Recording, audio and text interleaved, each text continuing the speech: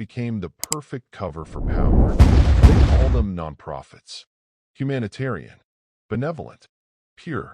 But what if the very institutions we trust to save the world are the ones quietly profiting from its suffering?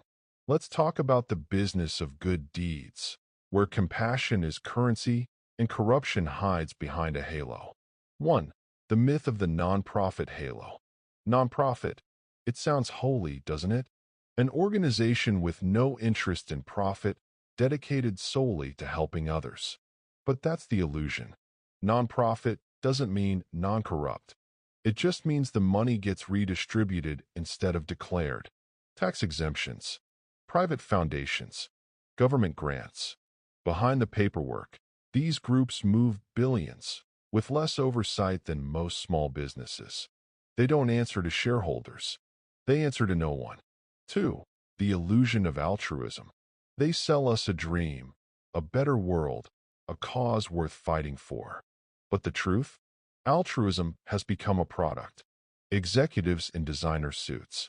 $1 million administrative costs. Donors get tax breaks. Politicians get credit. And the faces on the charity posters, the starving child, the hurricane victim, become props in a global marketing campaign. Hope, it turns out, is the most profitable illusion of all. 3. The power triangle. Behind every good cause, there's a triangle of influence. NGOs provide the moral cover. Special interest groups provide the money and the strategy. And politicians provide the access and the policy. It's a closed ecosystem, self-feeding, self-protecting. Each side gets what it wants while the public sees only the banner of compassion fluttering in the wind. 4. The revolving door of influence. You've seen it before, the same names, the same faces, rotating through positions of power. A senator becomes an NGO board member. A nonprofit director becomes a government advisor.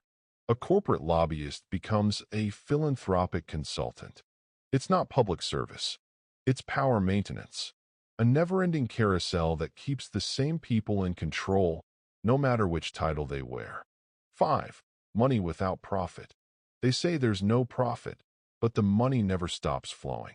It just moves through consulting fees, administrative costs, and outsourced contracts to friendly companies.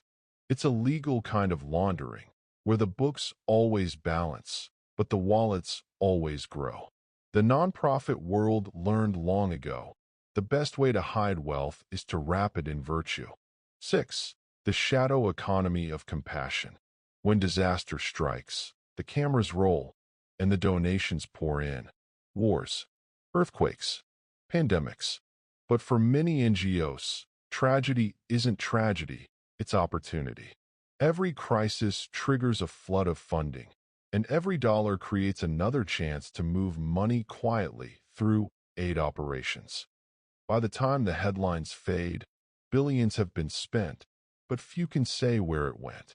In the shadow economy of compassion, suffering is the raw material, and sympathy is the sales pitch. 7. The global chessboard. Some NGOs don't just help, they shape.